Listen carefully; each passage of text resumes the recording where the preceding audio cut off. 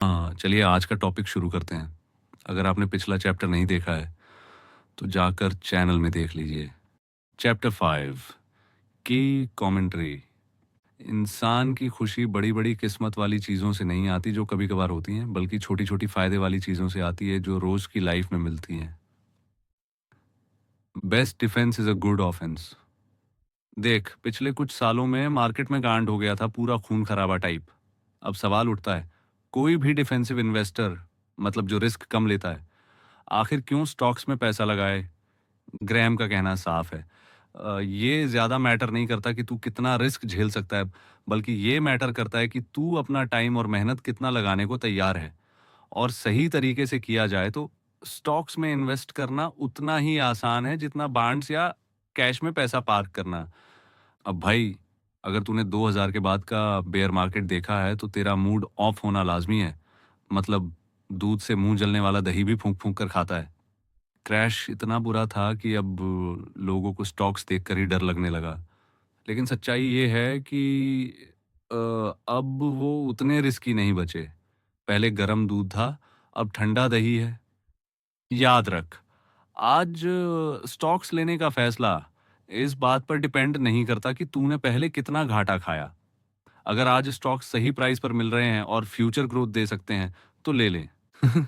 By what you know. अब आता है सबसे बड़ा फंसाव। लोग सोचते हैं कि बिना होमवर्क किए बस अपनी समझ से स्टॉक्स चुन लेंगे। 80 से 90 के दशक में पीटर लिनच नाम का बंदा बड़ा पॉपुलर था। उसका फंड मैगलन ने रिकॉर्ड तोड़े। उसका डायलॉग मशहूर हुआ, बाय व्हाट यू नो, यानी जो चीज़ तू रोज यूज करता है उसी कंपनी का शेयर खरीद। मतलब अगर तू देखे कि तेरे मोहल्ले का मॉल हमेशा फुल रहता है या स्टारबक्स में हर रोज भीड़ है, तो तेरे पास एक एज है। और सच में कई लोगों ने इससे फायदा कमाया भी। लेकिन भाई, लिंच खुद भी बोलता था, अच्छी कंपनी ढूंढना पहला कदम है, दूसरा कदम है रिसर्च। बिना बैलेंस शीट देखे, बिना कंपनी की फाइनेंशियल समझे, सिर्फ भीड़ देखकर पैसा लगाना सीधा मूर्खता है। 1999 में बारबरा स्ट्राइजेंड नाम की सिंगर बोली, हम रोज स्टारबक्स जाते हैं, इसलिए मैंने स्टारबक्स का शेयर खरीदा।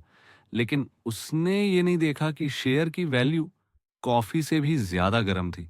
ऐसे ही लोगों ने Amazon.com या ई स्टार ट्रेड सिर्फ इसलिए खरीदा क्योंकि वो उनकी पसंदीदा वेबसाइट्स थीं।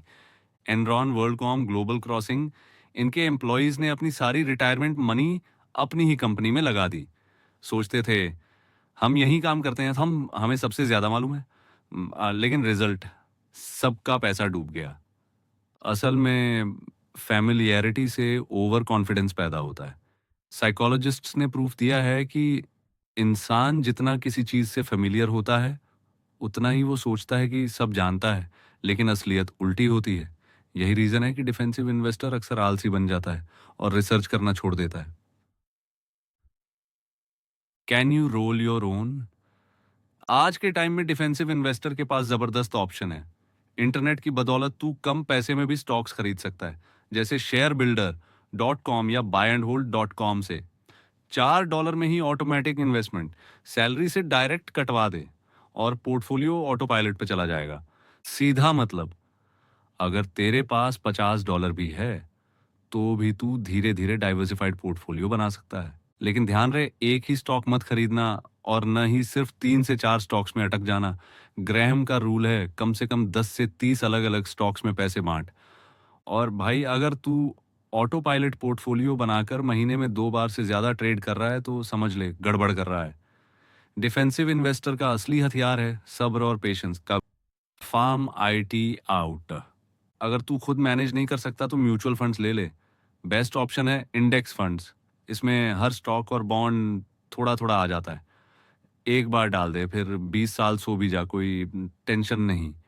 यही डिफेंसिव इन्वेस्टर का असली सपना है। Dollar cost averaging. ग्राहम का बड़ा स्ट्रॉन्ग फंडा है, डॉलर कॉस्ट एवरेजिंग, डीसीए। मतलब हर महीने फिक्स अमाउंट इन्वेस्ट करना, चाहे मार्केट ऊपर हो या नीचे। मान ले तू हर महीने $500 डाल रहा है, $300 पूरे यूएस मार्केट फंड में, $100 फॉरेन स्टॉक्स में और $100 बॉन्ड्स में। अब मार्केट गिरे तो ज्यादा शेयर्स मिलेंगे, मार्केट चढ़े तो कम मिलेंगे। लेकिन एवरेज में तू हमेशा जीत जाएगा।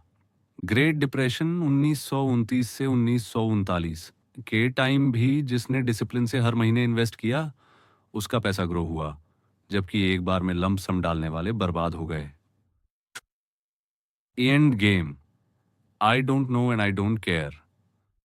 ऑटो पायलट पोर्टफोलियो बनाने का सबसे बड़ा फायदा यह है कि तू हर सवाल का एक ही जवाब दे सकता है। स्टॉक ऊपर जाएगा या नीचे मुझे नहीं पता और मुझे फर्क नहीं पड़ता। बॉन्ड्स बेहतर देंगे या स्टॉक्स मुझे नहीं पता और मुझे फर्क नहीं पड़ता, क्योंकि तू दोनों में ही इन्वेस्ट कर रहा है। असल में जितना कम तू फ्यूचर प्रिडिक्ट करने की कोशिश करेगा उतना बेहतर इन्वेस्टर बनेगा। इग्नोरेंस एक्सेप्ट करना ही डिफेंसिव इन्वेस्टर का सबसे बड़ा हथियार है। तो अब अगले टॉपिक के लिए वीडियो को लाइक और कमेंट कीजिए और चैनल को सब्सक्राइब करके बेल आइकन को ऑन कर दीजिए